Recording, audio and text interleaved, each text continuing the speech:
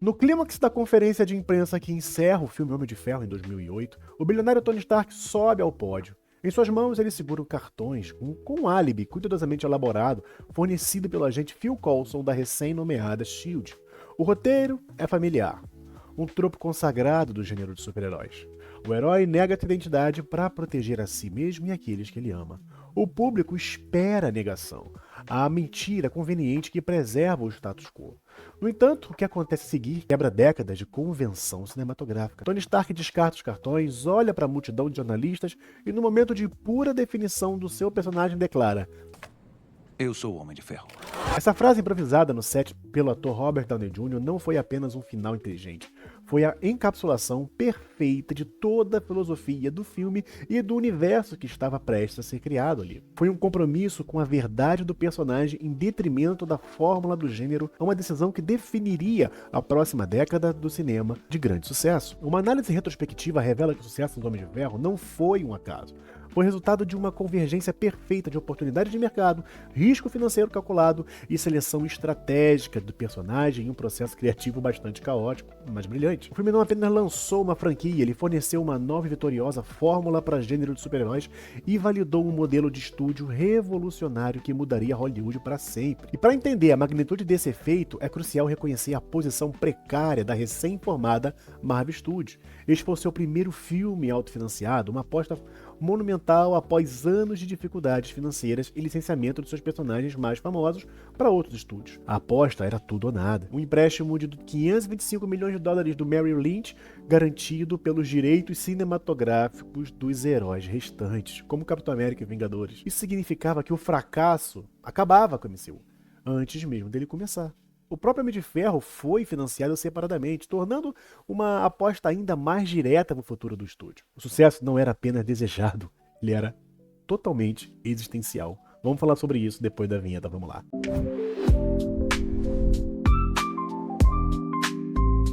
Salve, meus nerds, bem-vindos ao Migrante Nerd. Deixa aí o seu like, porque no final você vai acabar esquecendo. E se você quiser ajudar o Migrante Nerd sem gastar diretamente comigo, você pode gastar na Amazon, comprar o que você queria comprar, só que usando o meu link, que tá na descrição e no primeiro comentário fixado. Lá você vai comprar o que você quiser e eu vou dar uma garfadinha num pedacinho do dinheiro que você vai mandar pro Jeff Bezos, beleza? Não aumenta em nada pra você, mas diminui pra ele. E ajuda de forma fundamental a continuidade desse trabalho. Vamos examinar o cenário cinematográfico de super-heróis em meados dos anos 2000, beleza?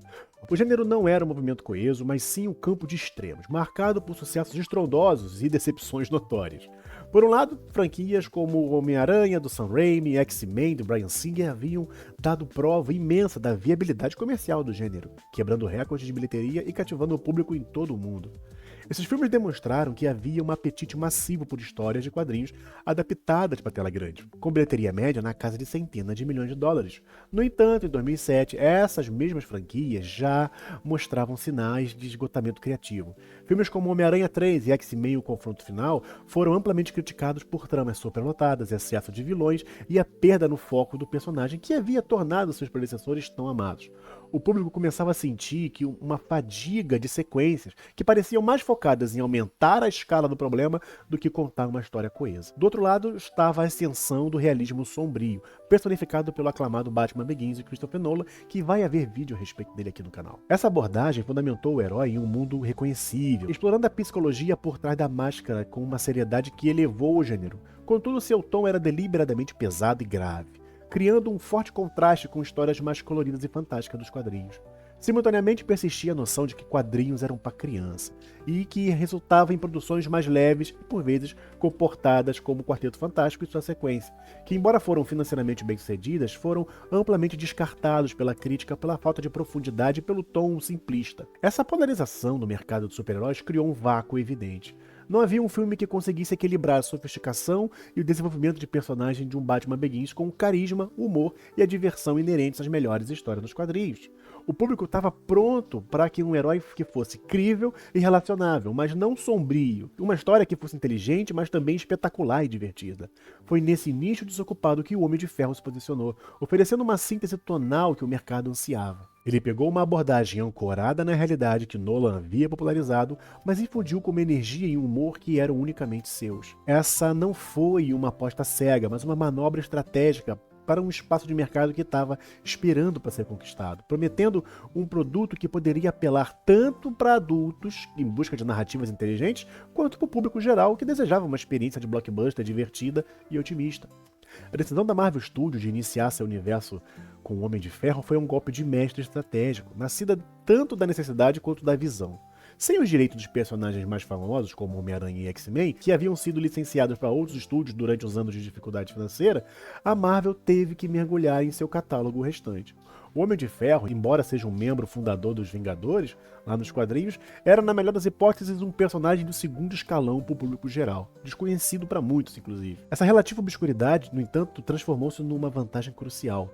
Deu ao estúdio e aos cineastas uma liberdade criativa imensa, que permitiu definir o personagem para o cinema sem o peso de décadas de percepção pública estabelecida. Uma das decisões mais impactantes dos roteiristas foi atualizar a origem de Tony Stark.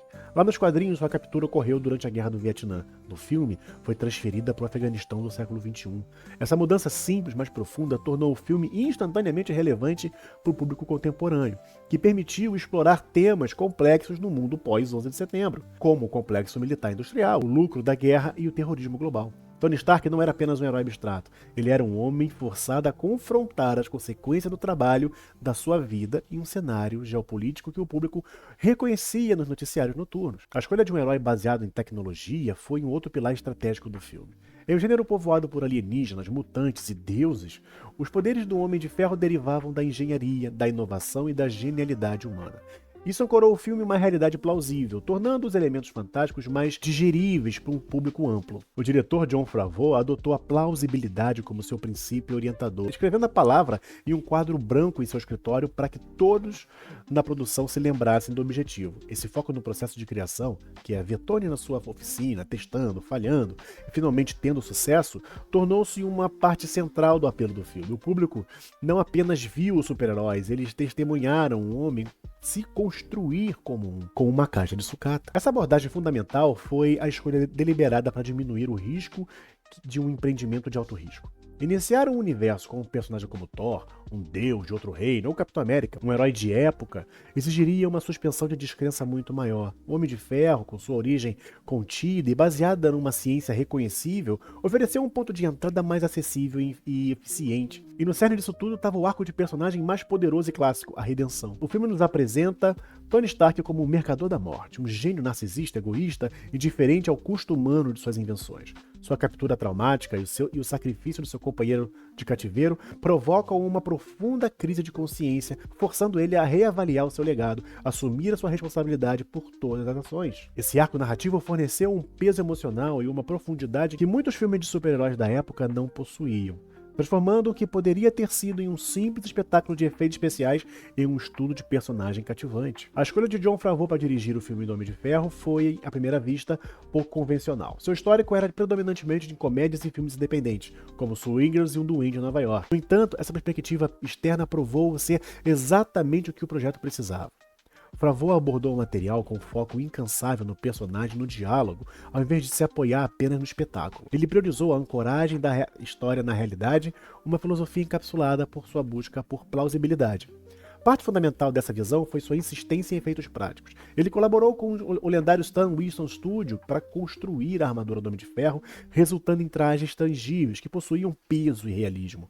O traje Mark I, com seus 41 quilos, e o animatrônico de 3 metros de altura, que foi a armadura do Monge de Ferro, não eram apenas adereços, eram presenças físicas no set, que fundamentaram as performances e davam ao artista de efeitos especiais uma base concreta para trabalhar. Foi Favreau que defendeu veementemente a escalação de Robert Downey Jr., lutando contra a hesitação do estúdio, pois via no ator um reflexo perfeito da jornada de redenção. A escalação de Robert Downey Jr. é agora lendária, mas na época foi a maior aposta da Marvel. A carreira do ator ainda estava se recuperando de anos de batalhas públicas contra o vício e problemas legais, tornando um risco de seguro e uma escolha questionável para liderar uma potencial franquia. O presidente da Marvel Studios, Kevin Feige, repetidamente se referiu a essa decisão como o maior risco do estúdio. No entanto, esse risco se tornou o maior trunfo. A vida de Downey espelhava a de Tony Stark de uma maneira quase profética. O público não estava apenas assistindo um personagem fictício encontrar redenção. Ele estava testemunhando um ator talentoso que quase perdeu tudo, reconquistar seu lugar no topo de Hollywood.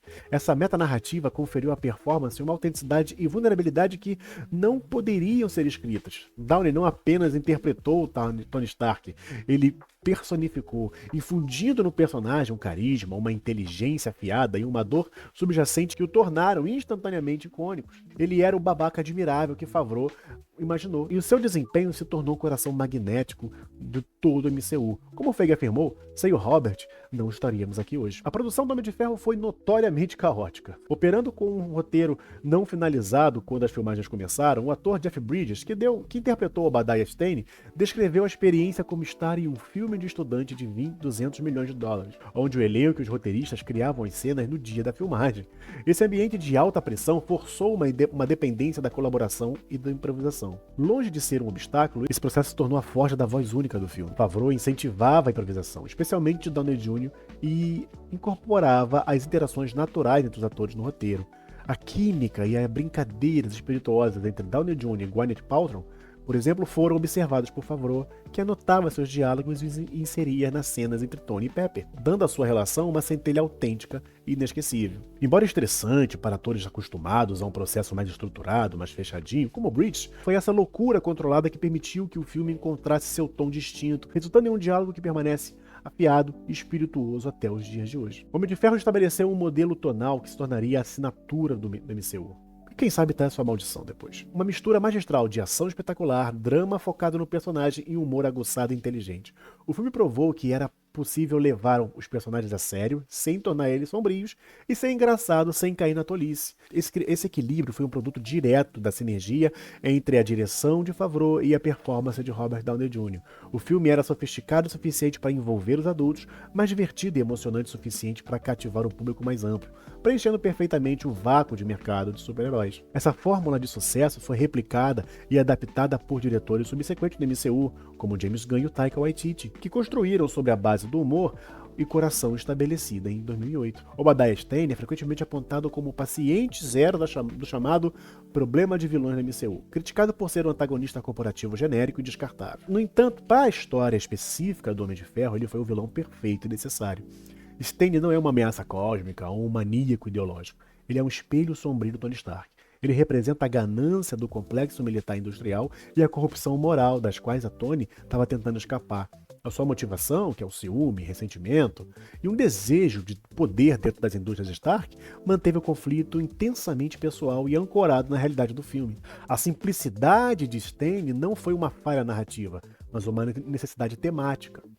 A verdadeira batalha do filme é interna, Tony contra seu próprio legado e os pecados do seu passado. Obadiah Stane é a personificação física desse legado, o mercador da morte que Tony teve que derrotar para renascer. Um vilão mais complexo teria desviado o foco dessa jornada de redenção profundamente pessoal. E o sucesso do filme também se deu à sua execução técnica impecável. O trabalho do Stan Winston Studio foi fundamental. Ao construir o traje Mark I prático de 41 quilos e um animatrônico imponente do Monge de Ferro, eles deram à ação uma qualidade visceral e tangível que fundamentou o espetáculo para uma realidade crível. A cinematografia equilibrou habilmente a escala de um blockbuster com um momento de personagens íntimos, muitas das vezes usando câmera de mão para reforçar a visão de Favreau de que os atores e não a câmera deveriam ser o foco. A trilha sonora, com forte ênfase na guitarra elétrica, rompeu o som orquestral tradicional dos super-heróis, dando ao Homem de Ferro uma identidade sonora de rock and roll que combinava perfeitamente com a personalidade rebelde e a genialidade tecnológica do personagem. Então, o legado duradouro do Homem de Ferro pode ser resumido em dois momentos revolucionários que concorreram para os seus minutos finais.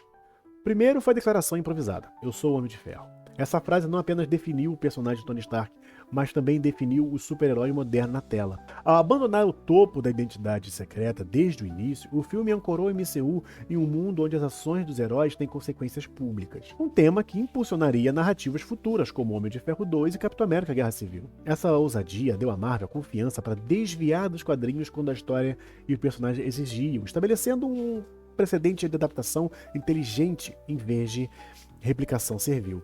O segundo golpe foi a cena pós-créditos. Em 2008, o público não estava condicionado a esperar o final dos créditos. A aparição surpresa de Samuel L. Jackson como Nick Fury, falando sobre a iniciativa Vingadores, foi um momento de cair o queixo. Foi uma promessa audaciosa de um mundo muito maior e interconectado. Um conceito tão estranho para o público de cinema convencional que mudou fundamentalmente a maneira como os filmes eram assistidos e comercializados. Estabeleceu um novo contrato com o público, criando a expectativa de um universo compartilhado que todos os outros estúdios tentariam, em grande parte sem sucesso, replicar na década seguinte. O filme foi um sucesso crítico e comercial retumbante, arrecadando mais de 575 milhões de dólares em todo o mundo, com um orçamento de produções estimado entre 140 e 186 milhões de dólares. Esse retorno sobre o investimento fenomenal fez mais do que garantir a sequência. Ele validou todo o modelo de produção independente da Marvel Studios. Provou que poderia transformar os seus personagens menos conhecidos em ícones globais, mantendo o controle criativo total. Esse sucesso foi o catalisador direto da aquisição da Marvel pela Disney por 4 milhões de dólares em 2009, um dos negócios mais lucrativos da história do entretenimento. Sem a prova de conceito de que o Homem de Ferro forneceu, essa aquisição seria impensável. Em última análise, o Homem de Ferro foi o começo perfeito, porque foi um filme construído sobre uma base sólida, um arco de personagem de redenção irresistível, trazido à vida pelo ator perfeito, guiado por um diretor com uma visão clara e ancorado em uma realidade plausível. Ele não apenas contou uma história, ele fez uma promessa. A promessa de que um universo maior que viria a dominar a paisagem cultural por mais de uma década. Seu sucesso não foi sorte. Foi, em todos os sentidos da palavra, inevitável. Então, meu nerd, espero que vocês tenham gostado. Deixa aí o seu like, o seu comentário. Se inscreve no canal. Se você quiser ajudar o Grande Nerd, nós temos aqui o QR Code. Lá embaixo na descrição nós temos também o link para você fazer a sua doação direta. Mas se você não quiser gastar comigo, ele não merece. Você pode gastar com a Amazon, já que você vai comprar alguma coisa lá mesmo, usa meu link que está lá no primeiro comentário fixado e também na descrição. Você vai comprar qualquer coisa, não vai aumentar em nada para você, nenhum centavo a mais, e eu vou ganhar uma pequena comissão que vai ajudar pra caramba na continuidade desse trabalho, beleza? Espero você no próximo vídeo, forte abraço!